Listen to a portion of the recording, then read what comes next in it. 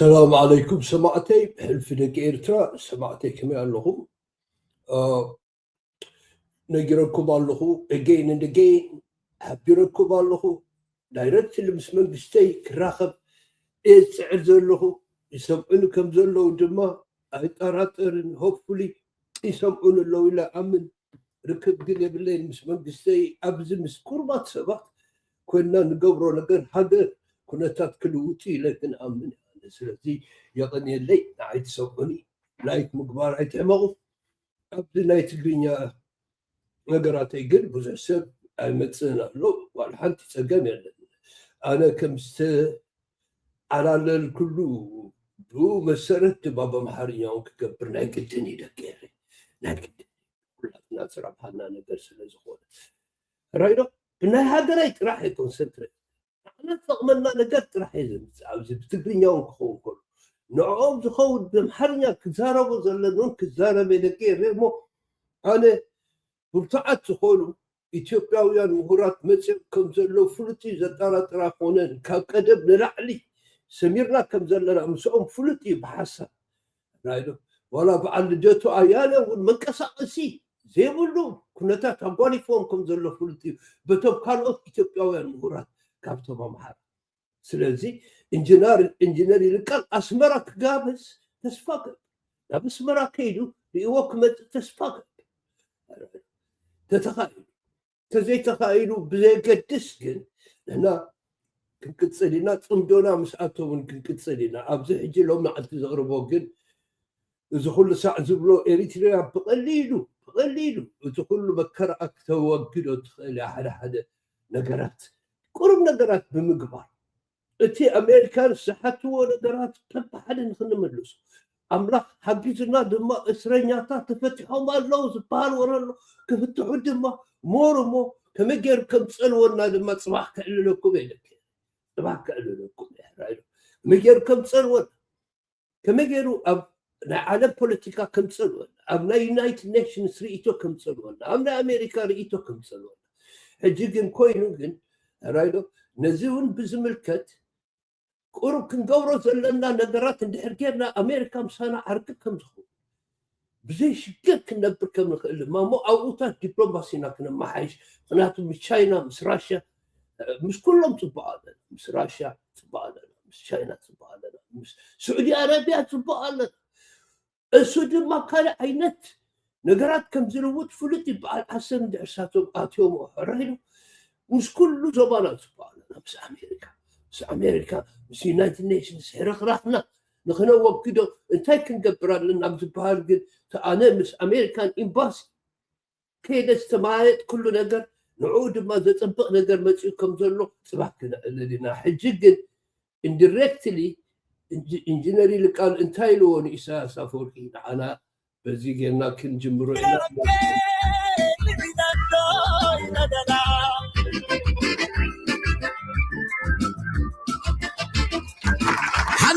እንታለ እሱ ደግሞ በዚህ ቪዲዮ ላይ ልጆች ሊሰሙት የማይፈልግ አንድ ነገር ስላለ ለዛሬ ልጆቻችንን ይቅርታ ጠይቀን ወደ ውጭ ወጣ ብለው ኳስ እንዲጫወቱ እናደርጋለን። መቼም ኢንጂነር ይልቃል የሚባለው ሰው በኢትዮጵያ ፖለቲካ ካለምንም መደባበቅ ከሚናገሩት ፖለቲከኞች አንዱ ሲሆኑ ስለ ኤርትራ የሚሰጡት ገለልተኛ አስተያየት ደግሞ ከኤርትራውያን ሁሌም ክብር እንደተሰጣቸው ነው። ከቃለ መጠይቃቸው አንዳንዶቹን ልጋብዛችሁ። ለኤርትራ በጣም ስስ ልብ አለ እንዴ? እና ኤርትራ ምን ኤርትራውያን ስኒ ልስልስ ዝኾነ ልብለካ ኢላ አትሐቶ ዘላ ነዚ ኢንጂነር እዚ እንታይ ከም ዝነግራ ንስማዕ ደቀይሬ ናይ ሎማ ኣንቲ ክሳብ ወዳእታ ክስምዕዎ ምክንያቱም ንፕሬዚደንት ኤርትራ ኢንዲሬክትሊ ዝነገሮ ነገር ክነገርኩም እንዳገርማ ዘመዶቻችን ነበሩ የጋራ ባህል አይ በዚህ ጉዳይ ላይ በጣም ዲፌንሲቭ ሆነህ ነው የምትመልሰው ብዬ ነው እንደዛ ነገሩ አህዋቲና እኮ حنسا اكو نيرنا انا سلازي الساد ما انتهت ولا لا بس ጉዳይ ዝስኒ ንዓታቶም ተጠባቃ ኮንካ ካትምልስ ተብለት የተታቸ የተማህ ነው ወይ ባንዳንድ መልካቸው እኔ እነሱ ማደንቅበት ነገር አለች ቢሆንስ እዚ هذا ነገሮም ንዖም ዘንቀሉ ኩነታት አሉ ኣብዚ ጉዳይ ዝብላል ማለት በሄዱበት መንገድ ነገራቸው ተሳክቶላቸዋል ብዬ አላምንም። ቢሆነስ ግን ደግሞ እንደዚህ ሲክዱ እቲ ዝኸድዎ መገዲ ተሳኺዕሎም ተባሊዕሎም ኢለ ኣኣምንን ይብላል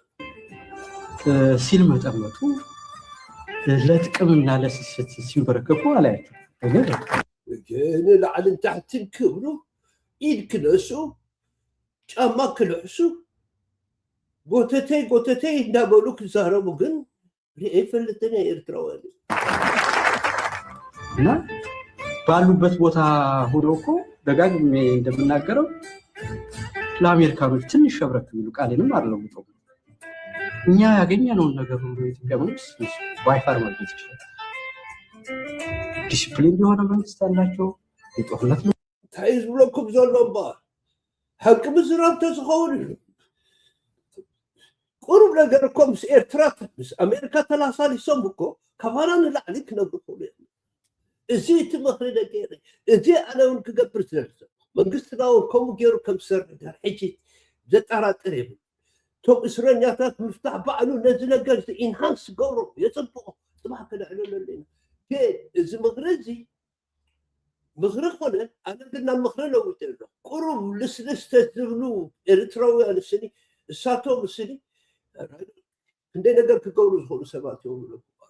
ምስቲ ፎሬን ፖሊሲና ምስ ኣሜሪካ እንዳላቸው ኮንትሮል እኛ ያገኘነውን ነገር ሁሉ የኢትዮጵያ መንግስት ባይፋር ማግኘት ይችላል። ንሕና ዝረኸብናዮ ኩሉ ኢትዮጵያውያን ባይፋር ክረኽቦ ክእሉ የብሉ እንታይ እሱ ተሓገዝ ዝብልዎ ኣሜሪካ ምሳና ኣላ ዝብልዎ ነገራት ኢትዮጵያውያን ንዕኡ ገይሮም ዝደፍሩና ድፍረታት ባሕ ክነብሎ ንኽእል ኢና ምስ ኣሜሪካ ተዓረቕና ንሕና ካርድ እንድሕሪ መዚስና ከምኡ ገይሩ ትረዲ ዲስፕሊን የሆነ መንግስት አላቸው። የጦርነት ልምድ አላቸው። ኮንትሮል ኦፍ ዜት ካንትሪ አላቸው በሚገባ። ስለዚህ በሪያሊስቲክ ቪው ደግሞ አንድ ሀገር ናሽናል ኢንተረስት ጂኦፖለቲክስ ሁልጊዜ ፓወር ባላንስ ዓለምን የሚመራውና ዲክቴት የሚያደርገው ዚስቴስ እሱ ነው። ሪያሊስቲክ ቪው ደግሞ አንድ ሀገር ናሽናል ኢንተረስት ጂኦፖለቲክስ ባይፋር ማግኘት ይችላል። ዲስፕሊን የሆነ መንግስት አላቸው። ዲስፕሊን ዘለዎ መንግስት ኣለዎ። የጦርነት ልምድ አላቸው። የጦርነት ልምድ ኣለዎ። ኮንትሮል ኦፍ ዜት ካንትሪ አላቸው በሚገባ። ሃገሮም ኮንትሮል ናይ ምግባር ብቃት ክእለት ኣለዎ። ስለዚህ በሪያሊስቲክ ቪው ደግሞ አንድ ሀገር ናሽናል ኢንተረስት ጂኦፖለቲክስ ሁልጊዜ ፓወር ባላንስ ዓለምን የሚመራውና ዲክቴት የሚያደርገው ዚስቴስ እሱ ነው። ድማ ኣብ ዲፕሎማሲ ይኹን ኣብ ዝኾነ ፓወር ባላንስ ናይቲ ኣይሽቡ ሚዛናዊ ዝኾነ ናይ ሓይሊ ብምጥጣም ራይዶኒ እዚአን ክገብርኦ ዝኽእል ኣብ በዛ መሰረት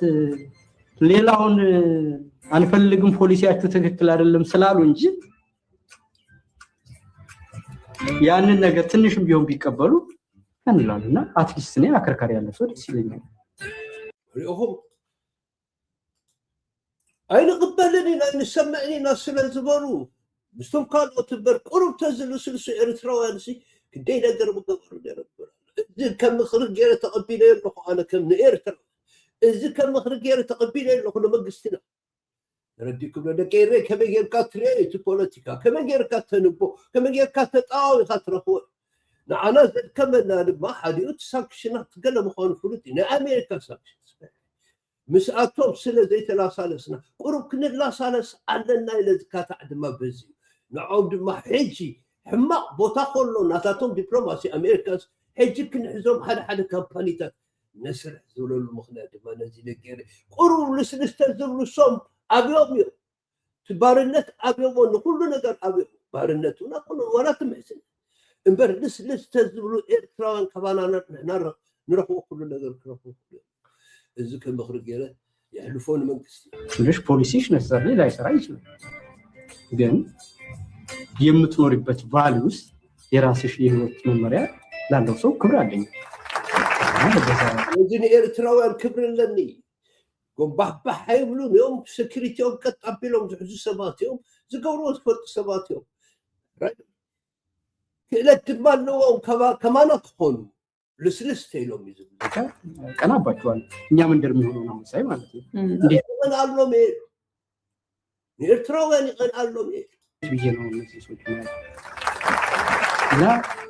በዛ ደረጃ ሳይ ሁለተኛ ደግሞ መልክ ቢያዝ ቅድም እንዳልኩሽ እኔ አንድ ደግሞ የማየው ነገር ከዛ ያለፈ እንደሆነ የኢትዮጵያና የኤርትራን ግንኙነት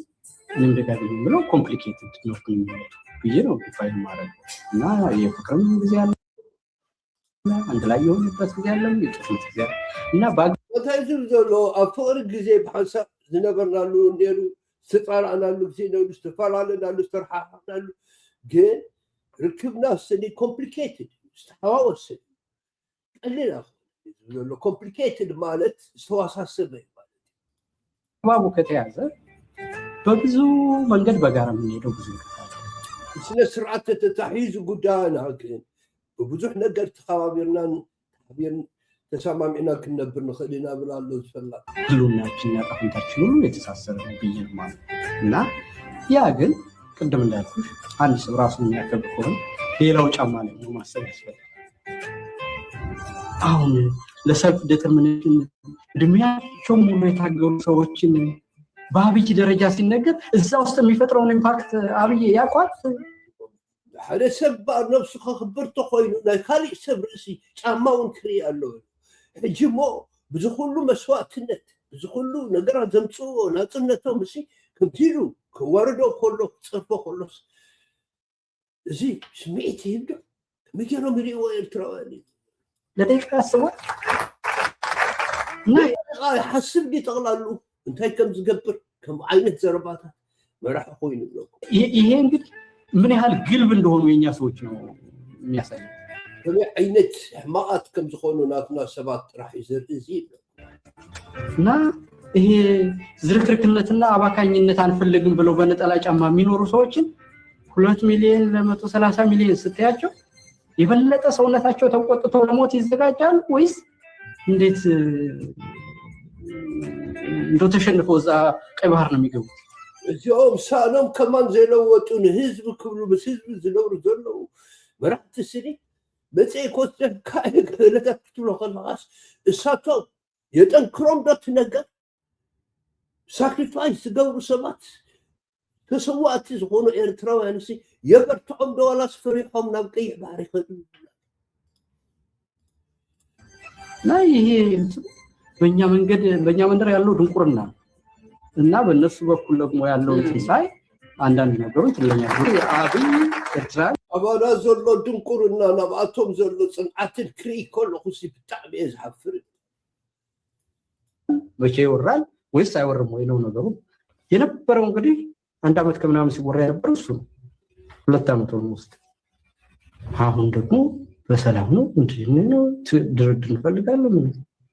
ምንንስ ነው የሚደራደሩት ማስ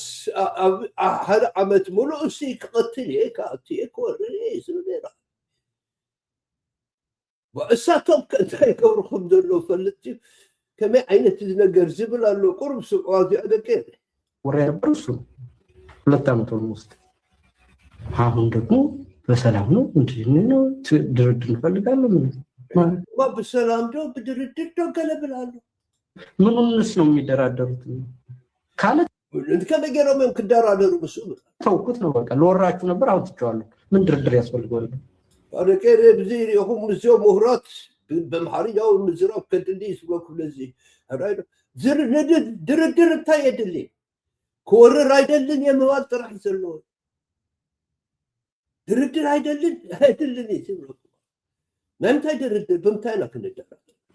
ማለት ኤርትራ ጋር ምን ብሎ ነው የሚደራደር ማለት ነው ለወረናችሁ ነው ዛሬ መጣው ነገ መጣው ይሉ ነበር በቃ ትቻለሁ አለ ከቶክ ንዘራፊ መጣሁ ገለ እንዳገለ ተፈራር መስልዩ ደራደር ኮይት እሱ ይከገድፎ ትርኪ ትርሳት ከገድፎ ይዘሎ ነው ዛጋ ያበቃል ማለት ነው ኤርትራም ሀገር ነበር ይቀጥላል አብይም እየተጃጃሉ ያፈረሰ ይቀጥላል ሌላ ምንም ኤርትራ ጋር ያደራደር ይቀጥላል ሀገር ክትጽል ያ ኤርትራ ዝሆነ ሆይዱ እሱ ድማ ሀገሩ እንዳለው ክትጽል አብዚ ድርድር ተባለለን ብለኩም አላቆይ በወደቡ ጉዳይ ነው እንግዲህ ንግግር ዲያሎግ ያስፈልጋል እንደዚህ ትናንትና እንደዛ ሲል ነበር ዛሬ ደግሞ እንነጋገር በወደብ ትብሎላስ ከምዝ እንዳበለ እንደተጣረፈስ በወደብ እጅ ከተራተ ያቆቆ ከሙዝ ባል እኮ የለም እና አያስቅም። አሁን ይሄንን መንግስት የኢትዮጵያ መንግስት ማለት ምን ብለሽ ነው አሁን የትኛው ነው? እኔ ማዛ አሁን የቸገረኝ ነገር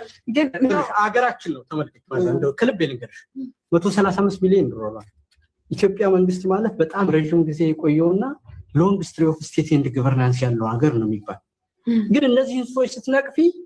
የኛ ሀገር ሰው የሚልሽ ልክ ይሄ ማጣጣል የምትወጂ መናቅ የምትወጂ ምናምን አድርጎ ነው። እንደው ለመናቅም እኮ አይበቁም ነው የምልሽ። እንዴት በአረብ ሚት ሰራሰር ሚሊዮን አረገለ ሞሉ ብዙ ዓመታት ኔርና ኢና ንብል እጅ ለዚኦም ነዞም ረሳሓትዮም ክትጋልፅ ከለኻ ገለሲን ሃገር ዶ ገለለ ንኢካዮም ዶ ገለ መለክተ እናኻዮም ንምናዓ ንኽናዓቑ ንሲ አይበቁዕልዮም ይብላል አይበቁዕልዮም ይብላሉ በዓላት ንኽትንዕቆም እንደዚህ ሰው ይሆናል። መጀመሪያ መንግስት የሆነ ሰው አይደለም፣ ፖለቲካ የሚያውቅ ሰው አይደለም። ሰው ጤነኛ የሆነ ሰው እንዲህ ይሆናል ወይ ነው ማለት ያለው። ግደፎ ካልኦ ሞጥዕና ዘለዎ ሰብ ከምዚ ዶ ክኸውን ኢልካ ምሕታት ይዘዋት በርካሪ ነገር ዘዋፃ ኾነ። ኢትዮጵያውያን እንደዚህ አይደለም። በምንም አይነት መንግስት መሆን አለመሆን አይጠየቅም። እኔ ከየት እንደመጡም ግራ ይገባኛል ነው የምልሽ። በዚህ ደረጃ መጃጃል እንዴት እንደሚቻል ራሱ ነው አላውቅም። ካበይ ከምዚ መፁ ገርበኒ በከምዚ አይነት ደረጃ ምብዕላክ ካበይ ከምዚ መፁ ኸማን ኣነስ ገርበኒ ተረዲኩም ደቂ ብጣዕሚ እዮም ዘሕፍሩ እኮ ኣይተቐበልዎን ጠቕላላ ኢትዮጵያውያን ተወዲ እዩ ምስ ኢትዮጵያውያን ተተገልበጠ ዳርሕት ዝገብሩ የለን ምሳና እውን ተወዲ እዩ ደቂ ፖለቲካ ርቆ ማሰብ በጥበብ መምራት ጥቅምና ፍላጎትን ማወቅ ዲፕሎማሲ የሚሰራበትን ስታንዳርድ ማወቅ ሌላ ነው። ዲፍረንት ማተር። ግን አንድ አቨሬጅ ኮመን ሴንስ ያለው ሰው እንደዚህ ይሆናል። ኦኬ ወላ ኩሉ ነገር ይበየው ነበር ኢኮኖሚ ሁሉ ዲፕሎማሲ ዝኾነ ነገር ተጸይቆ ግን ክሳብክ እንደዚህ ይወድቅ ነው ሓደ መንግስቲ እሺ ዝገርም ኢሉ ሐቁ ደቂ እና እነዚህ ሰዎች መተቸት ደግሞ ልክ ምናምን ማይታይሽ ምትስ ምናምን ነው የሚባሉና እኔ ግራ ይገባኛል ነው የምልሽ። በዛ ደረጃ እንዴት ብለሽ ነው አሁን ይሄንን ትችት ውስጥ የምታቀርቡ? እነዚህ ሰዎች እንደ መንግስትና ከቆጠርን እኮ የለንም ማለት ነው። ኢትዮጵያ ውስጥ ሰው የለም ማለት ነው። አጭሩ መንግስት ዝባል የለን ኣብቲ ሃገር ዝኾነ ነገር ዝግበር ነገር የለን ዘሎ ደቀሬዳ አይገን ኣብሲ ወሳኒ ኮይኑ ዘምፃህኒ እሱ ፈሊጥና ይከብደለን ንመንግስቲ ኤርትራ ቁሩብ ተዝላሳለሱ ምስ በዓል ኣሜሪካን ሰሲ ኣብ ካልእ ብበፅሑ እዩ ዝብል ዘሎ እዚ ነገር እቲ መንግስትና ድማ ከም ምኽሪ ገይሩ ክቕበሎ የተሓሳስብ ደገራ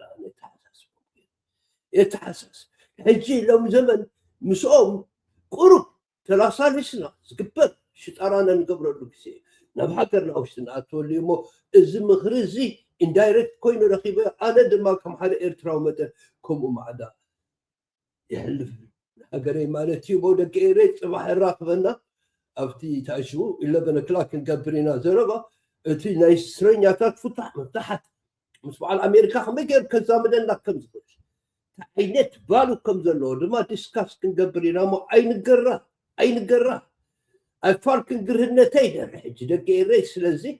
ከምዚ ገይረ ፍለጥ ጥራት የምፅኣል ኹቶም ስኹም ትሪእኒ 200 300 ምስኹም ጥራሕን ምስ መንግስቲ ኤርትራ እየ ዝማየጥ ዘለኹ ትግርኛ ደቂ ኤረይ ከም ካልኦት ህዝብና ኣበይ ከም ዘለዎ ይፈልጥ እኔ ስትራቴጂክ ቲንከር ሲኹም ኣብ ዘለኹም ደር ሕጂ ግርህነት ይትረፍ መንግስቲ ኤርትራ ድማ ሓልዮት ንኢትዮጵያ እንዳበልና ካብ ንገብር ደር ሕጂ ናባና ውሽጥና ሃይዶ አንተ ፕሬዚደንትና አንተ አንበሳ አጆሃ ሕጂ ድማ ብምህረት ተቀደስ ብምህረት ብሌስ ዩርሰልፍ ሰአምላኽና ኩላትና ንተዓረፍ ኩላትና ደስ ፖሊሲና ድማ ክመሓየሽ ይኽእል ዝገበርካዮ ስጉምቲ እስራት ንክትፈትሕ ብጣዕሚ ኤክሳይት ገይሩና ከም ዘሎ ሕጂ እውን ደጋግሞ በሎ ደጋግሞ እቲ ፅቡቕ ነገር ጥራሕ ይምፃእ ደቂ ኤረይ ኣይንጓዳዳ ድሕሪ ሕጂ ብኡ ጌርና ድማ ናብ ኣሜሪካ ክንተዓረቆም ኢና ኣነ ድማ ንክፅሕፎት ደብዳቤታት ከመይ ገይረ ባዕለይ ድማ ፅባሕ ከካፍለኩም እየ ደቂ ኤረይ ብዝመስለኒ መንገዲ ሞቻው ኣይፋልክን ግርህነተይ እኒአው በሎ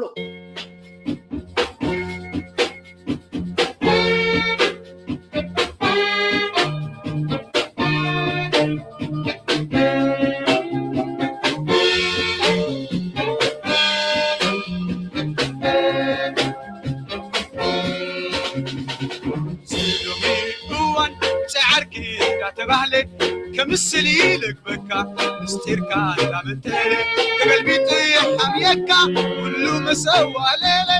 قلبي طيح حميكا كله مسوى ليلة واسكت غيري وك أميرك يقرهن واسكت غيري وك أميرك يقرهن كون سلك عنك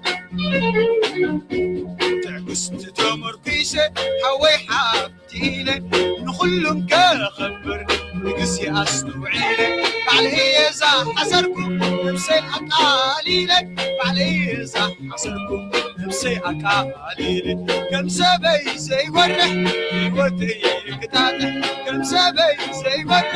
يوتي كتاتة نابراي بتاعي كسباب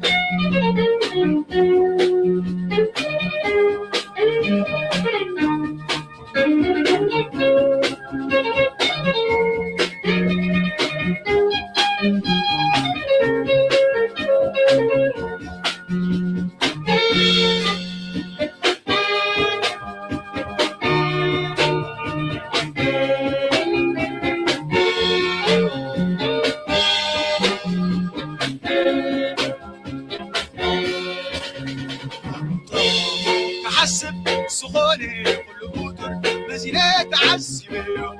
عالم السراور يا ملقي يا سكيمة بهرسك تصور يا ملقي يا سكيمة بهرسك تصور نبر عالم بدينيو نواتك بريو نبر عالم بدينيو نواتك بريو تميم أحمديو أحبالك كرهنتي درعي تبلني نتنقل أحمقية وكيد آية ترتعني كلمة أعدنية أزغي تعشوني كلمة أعدنية أزغي تعشوني أي عالم كنا شبكي حلمة أي عالم كنا شبكي حلمة كل الثمن معجب أي عالم كنا شبكي حلمة أي عالم كنا شبكي حلمة نبر عالم بدينيا نواتقريا نبر عالم بدينيا نواتقريا تسمي أحمديو واسكت غيري وك أميرك يقرهن واسكت غيري وك أميرك يقرهن رب السلام واسكت غيري وك أميرك يقرهن